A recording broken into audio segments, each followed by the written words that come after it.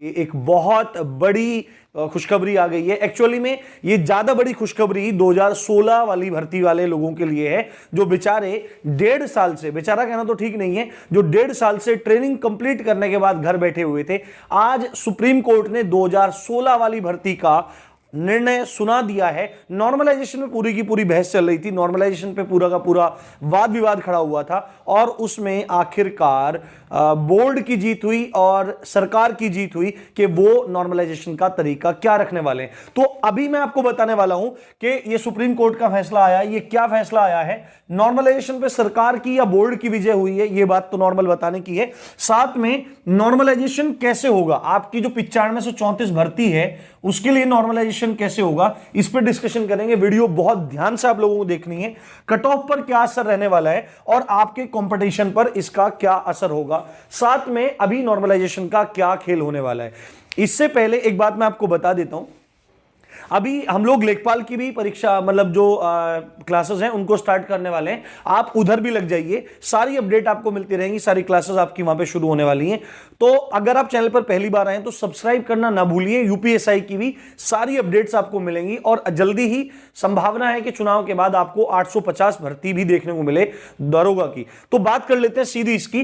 देखो, supreme court में यह मामला बहुत लंबे समय से चल रहा था और एक्चुअली में हुआ क्या था, 2016 वाली भर्ती में 50% क्राइटेरिया था कि भाई 50% पे हर सेक्शन में 50% क्लियर करना जरूरी है।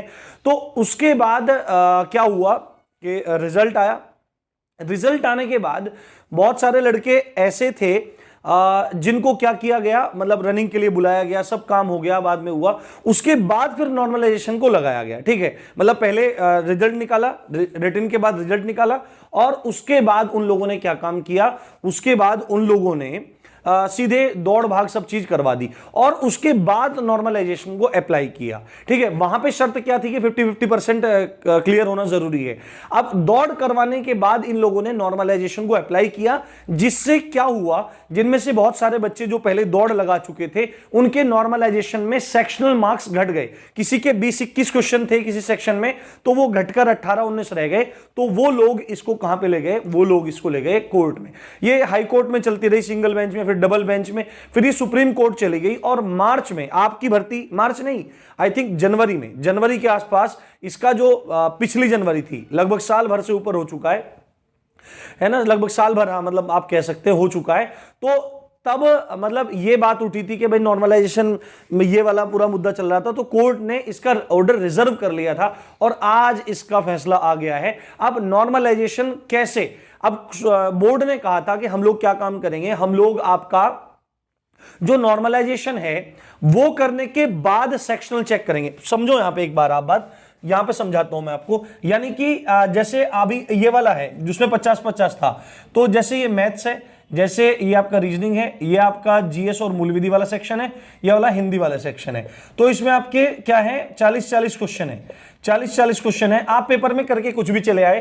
तो नॉर्मलाइजेशन का तरीका क्या है, सपोज करो किसी बच्चे के यहां पे मैथ्स में 28 नंबर है, ठीक है, यहां पे रीजनिंग में 31 नंबर है, जीएस में उस बच्चे के 22 नंबर है और हिंदी में उस बच्चे के, इसको बाद में लिख लेंगे, हिंदी में उस बच्चे के क्या है 34 नंबर है, ठीक है। तो यहां पे आप क्या है, वैसे बच्चा वो एलिजिबल हो गया, वो दौड़ के लिए चला गया, ठीक है। अब मैटर क्या हुआ था, है ना, वो दौड़ के लिए चला गया, फिर उसके बाद जब नॉर्मलाइजेशन हुआ तो इस बच्चे के जो 22 नंबर थे घट के 19 रह गए और 19 रहने के कारण ये बच्चा क्या हो गया, यहां से आउट हो गया। तो इसको तो कोर्ट में जाना था ही है।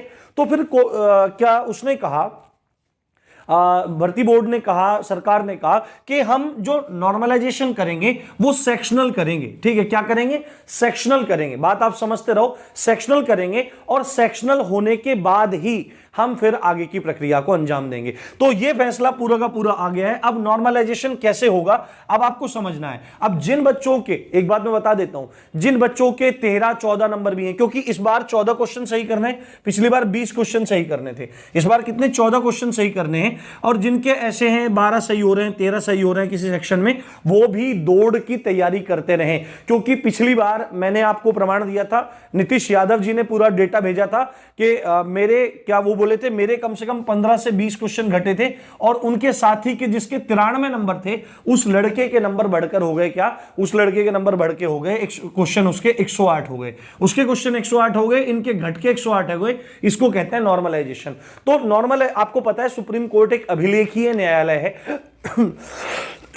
क्षमा चाहता हूं, एक अभिलेखीय न्यायालय है। और अभिलेखीय न्यायालय होने का मतलब ये होता है कि सुप्रीम कोर्ट जो भी निर्णय देता है वो एक नजीर बन जाते हैं, वो आगे की चीजों के लिए, आगे के प्रोसेस के लिए पूरी की पूरी धारणा वही रहती है, पूरे पूरे फैसले वही रहते हैं। अब ये भर्ती क्लियर होने से, नॉर्मलाइजेशन का तरीका क्लियर होने से आपकी भर्ती भी क्लियर हो गई है। आपको बिल्कुल भी दिक्कत मानने की जरूरत नहीं है। और नॉर्मलाइजेशन का खेल होगा मेरे भाई, मैंने पहले बता दिया था, नॉर्मलाइजेशन का खेल होगा। सभी लोग रनिंग करते रहे।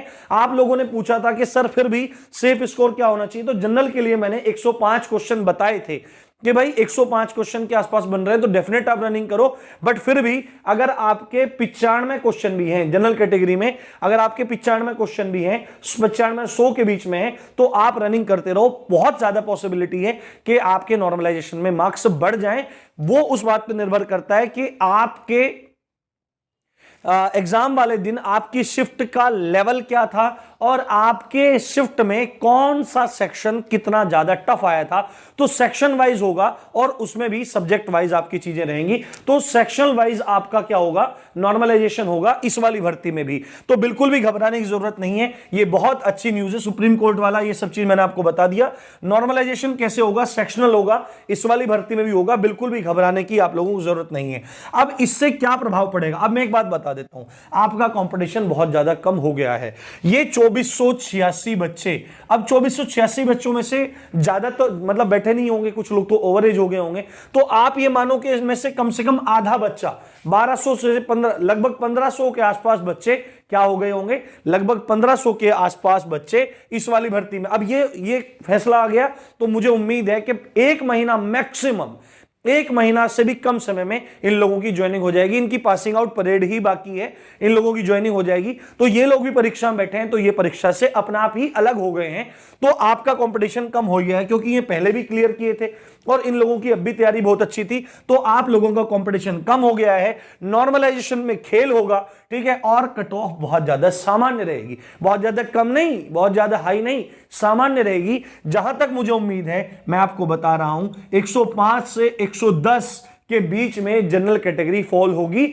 और इस बात को आप ध्यान रखना, मुझे पूरी उम्मीद है कि यहीं पे आपकी मिलेंगी चीजें सारी की सारी।